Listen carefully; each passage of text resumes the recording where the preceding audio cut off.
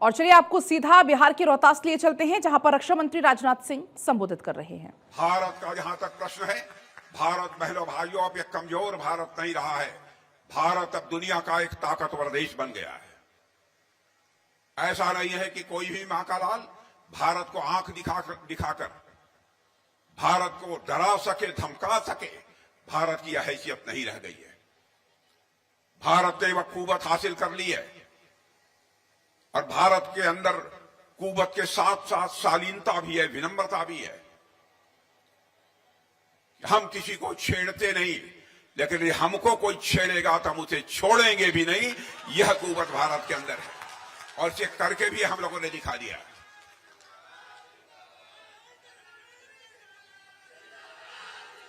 और आप लोगों ने मई महीने के अंदर देखा, मई महीने के अंदर आप लोगों ने देखा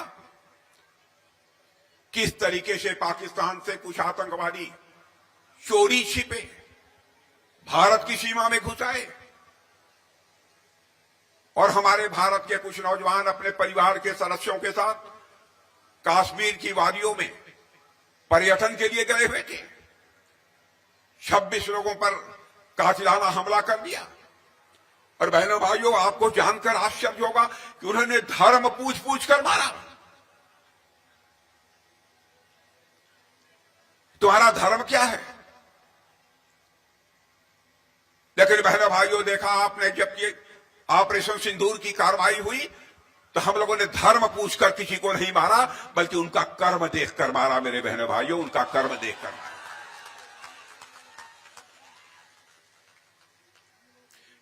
जिन मोही मारे तिन मोही मारा। जिन लोगों ने हमारे लोगों को मारा था, हम लोगों ने केवल उन्हीं लोगों को मारा।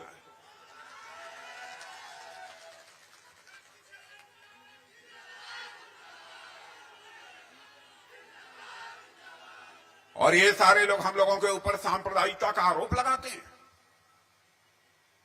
जबकि खुद सांप्रदायिक हरकतें करते हैं। बहनों भाइयों, एनडीए का जहां तक प्रश्न है, वह कभी सांप्रदायिक राजनीतिक गठबंधन नहीं हो सकता, क्योंकि हम लोग तो पूरे विश्व को ही अपना परिवार मानते हैं। दुनिया का अकेला देश यह भारत है जहां के रहने वाले ऋषियों मनीषियों ने भारत की सीमा में रहने वाले लोगों को ही अपने परिवार का सदस्य नहीं माना है, बल्कि पूरे विश्व की धरा पर रहने वाले लोगों को अपने परिवार का सदस्य मानते हुए वसुधैव कुटुंबकम का संदेश सारे विश्व को कहीं से दी गया है, किसी धरती से गया है तो हमारे और आपके देश की धरती भारत से गया है। बहनों भाइयों, सारे विश्व को। और मैं स्पष्ट कर देना चाहता हूं कि ऑपरेशन सिंदूर अभी समाप्त नहीं हुआ है। ऑपरेशन सिंदूर अभी स्थगित है, अभी स्थगित है। और इधर से कोई नापाक यदि हरकत हुई, उधर से यदि कोई नापाक हरकत हुई, तो फिर से खामियाजा उनको भुगतना पड़ेगा। मेरे बहनों भाइयों, आज मैं डंके की चोट पर यह बात कहना चाहता हूं।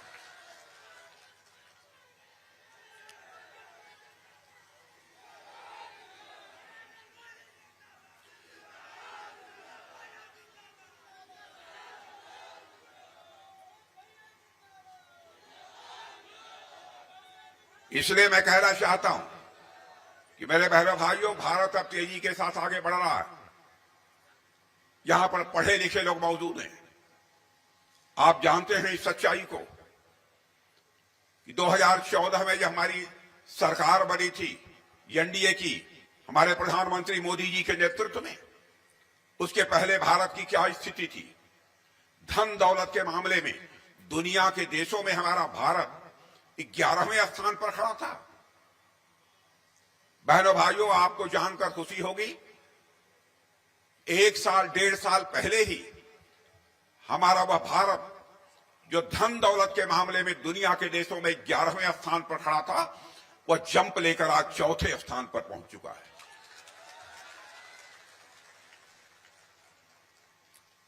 और बड़ी बड़ी फाइनेंशियल एजेंसीज इस बात का दावा कर रही हैं, फाइनेंशियल फर्म्स, वित्तीय संस्थाएं यह दावा कर रही हैं कि भारत जिस तेजी के साथ आगे बढ़ रहा है, ऐसे ही भारत तेजी के साथ आगे बढ़ता रहा तो साल 2 साल के अंदर भी धन दौलत के मामले में हमारा यह भारत दुनिया के देशों में तीसरे स्थान पर आकर खड़ा हो जाएगा।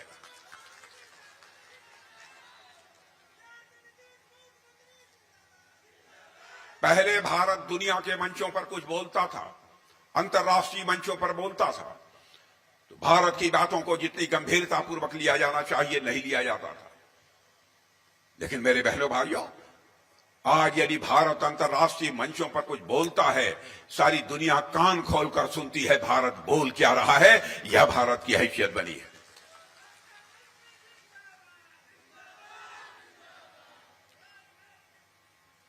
ये लोग बराबर जनता से झूठ बोलकर राजनीतिक कामयाबी हासिल करना चाहते हैं।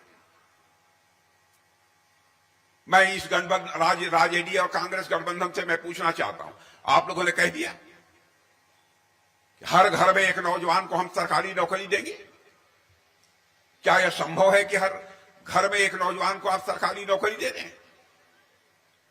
बहनों भाइयों, आप लोग भी पढ़े लिखे हैं, जानते हैं इस सच्चाई को। किसी भी सूरत में असंभव नहीं है, चाहे कोई भी आ जाए। हां, इस बात की पक्की गारंटी है, हम लोगों की पूरी कोशिश होगी जो सरकारी नौकरी जिनको मिल सकती है सरकारी नौकरी मिलेगी, न हम उनके हाथों को रोजगार का अवसर मुहैया कराएंगे। हम यह लक्ष्य बनाकर आगे बढ़ रहे हैं।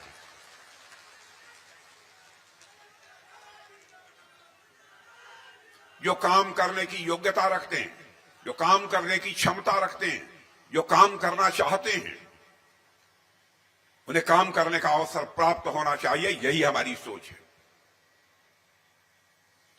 और उस आधार पर हम लोगों ने तय किया है कि हर नौजवान के हाथों को कोई न कोई काम, कोई न कोई रोजगार मिले। यह हम लोगों की कोशिश होगी।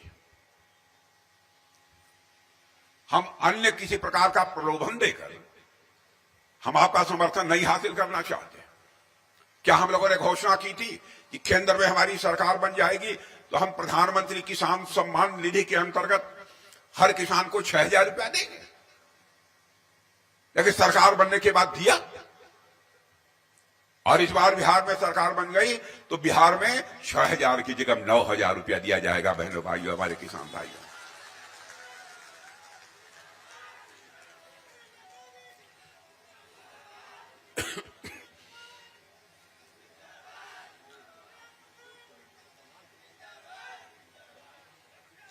बहनों भाइयों, इनको देश से कोई लेना देना नहीं, कोई लेना देना नहीं। अब सेना में भी आरक्षण की बात इन्होंने उठा दी।